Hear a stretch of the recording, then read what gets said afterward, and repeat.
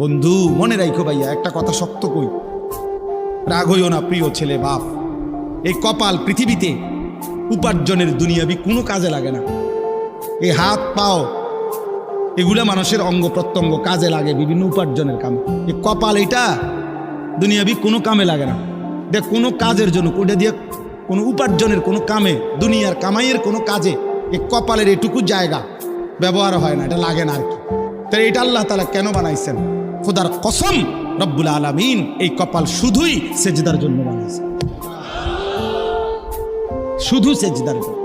এই জন্য যে কপাল সেজদা দেয় না, যে কপালে সেজদা নাই, তুই মানুষও না, মানুষের বাচ্চাও না। ইনসানের কোনো কাতারে সে পড়ে না, সে কোনো মানুষের কাতারে পড়ে না। ইনসানের কোনো কাতারে পড়ে না যার কপালে সেজদা। কারণ কপাল বানানোই হয়েছে। সেজদা কাকে বলে? ওয়াদউল জাবহাতে আলাল আরদ, জমিনের মধ্যে কি রাখা, এই তো কপাল রাখাটারই কি কয়।